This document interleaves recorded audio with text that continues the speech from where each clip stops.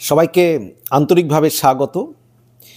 বাংলাদেশে আওয়ামী লীগের জনপ্রিয়তা যে দিন দিন বাড়ছে সেটা কিন্তু স্থানীয় যে নির্বাচনগুলো হচ্ছে সেই নির্বাচনই তার প্রমাণ। কারণ কয়েকদিন আগেই মাদারীপুরে আইনজীবী সমিতির নির্বাচন হয়েছে, সেখানে আওয়ামী লীগের একেবারে জয় জয়কার।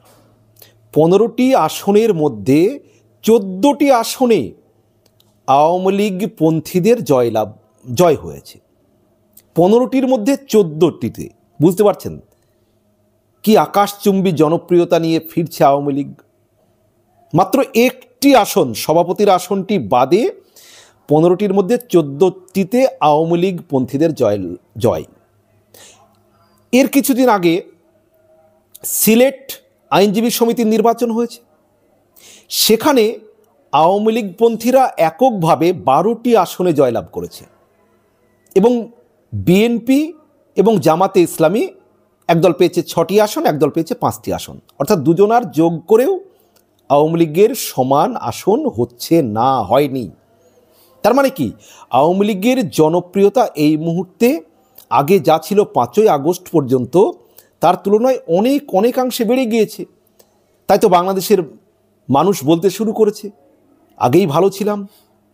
শেখ হাসিনাতেই আস্থা মানুষের মধ্যে, আবার সেই ধারণা, সেই মনোভাব চারিদিকে বলাবলি হচ্ছে। এই যে স্থানীয় নির্বাচনগুলোই তো তার প্রমাণ যে আওয়ামী লীগের জনপ্রিয়তা দিন দিন বাড়ছে। কেন এটা হচ্ছে? কারণ এই যে অন্তর্বর্তীকালীন সরকার যে 6 মাস পার হয়ে গেল, এই সরকারের আমলে মানুষের হাতে কাজ নেই, অর্থ নেই, জনগণের নিরাপত্তা নেই, আইনের শাসন নেই, সংবাদ মাধ্যমের স্বাধীনতা নেই, চলচ্চিত্র শিল্পীদের কোনো কাজ নেই, সংস্কৃতি জগৎ একেবারে ধ্বংসের মুখে, চাঁদাবাজি বেড়ে গিয়েছে, দখলদারি বেড়ে গিয়েছে, জিনিসপত্রের দাম একেবারে আকাশ ছোঁয়া, গার্মেন্ট ফ্যাক্টরিতে কর্মচ্যুত হয়ে পড়ছে কর্মচারীরা, আদালতে গিয়ে যে আইনজীবীরা তারা নিরপেক্ষভাবে কাজ করতে পারছেন না। এই সমস্ত পরিস্থিতি মানুষ তো দেখছে বাস্তবে। বাংলাদেশে দোকান বাজার লুটপাট হচ্ছে, শহরে চাঁদাবাজি হচ্ছে দিনে দুপুরে, চুরি ডাকাতি ছিনতাই বেড়ে গিয়েছে। এই পরিস্থিতিতে আওয়ামী লীগকেই মানুষ মনে করছে যে তারা সেই আমলেই ভালো ছিলেন, শেখ হাসিনার আমলে, আওয়ামী লীগের আমলে। কারণ বাংলাদেশে তাদের অন্তত আইনের শাসন দেখতে পেয়েছেন, তারা আইনের শাসন ছিল আওয়ামী লীগ আমলে। প্রশাসন কাজ করেছে, প্রশাসন মানুষকে নিরাপত্তা দিয়েছে, জনগণের ব্যবসা বাণিজ্য সঠিকভাবে চলেছে। কিন্তু ডক্টর ইউনূসের নেতৃত্বে এই সরকার আসার পরে কিন্তু সমস্ত জায়গা ধ্বংসের মুখে, আইন বলুন, প্রশাসন বলুন, সামাজিক পরিস্থিতি বলুন, সমস্তটাই। তাই আজকে ডক্টর ইউনূসকে, আসিফ নজরুলকে আমেরিকা বা বিদেশ থেকে কোনো সংস্থাকে আনতে হচ্ছে, এনে বলাতে হচ্ছে না বাংলাদেশে মানবাধিকার আছে, বাংলাদেশে আইন শৃঙ্খলা আছে, মানবাধিকার রক্ষিত হচ্ছে, শেখ হাসিনা গুম করেছে, শেখ হাসিনা এই করেছে ওই করেছে, এই কথাগুলো আজকে ভাড়া করা লোক নিয়ে এসে বলাতে হচ্ছে ডক্টর ইউনূসকে।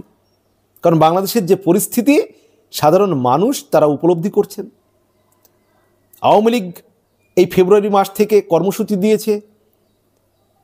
বাংলাদেশের এখন বিএনপি, জামাত ইসলামী বুঝতে পারছে যে আওয়ামী লীগকে ঠেকানো কোনো এক দলের পক্ষে সম্ভব নয়।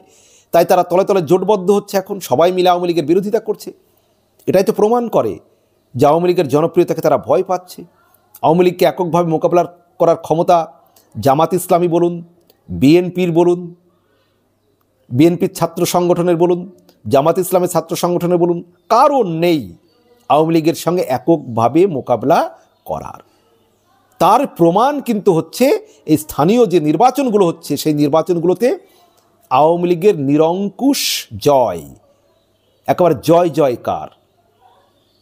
মানুষ শেখ হাসিনাতেই আস্থা ফিরে পাচ্ছেন, মানুষ আওয়ামী লীগের প্রতি ভরসা করছেন, আস্থা করছেন যে না, দেশে অন্যায় বেঅন্যায় যে হয়নি আওয়ামী লীগ আমলে তা নয়, হয়েছে, কিন্তু দেশে একটা শাসন ছিল, আইনের শাসন ছিল, মানুষ কাজ করতে পেরেছে, রোজগার করছে, নিরাপদে দিনরাত ঘুরে বেড়াতে পেরেছে।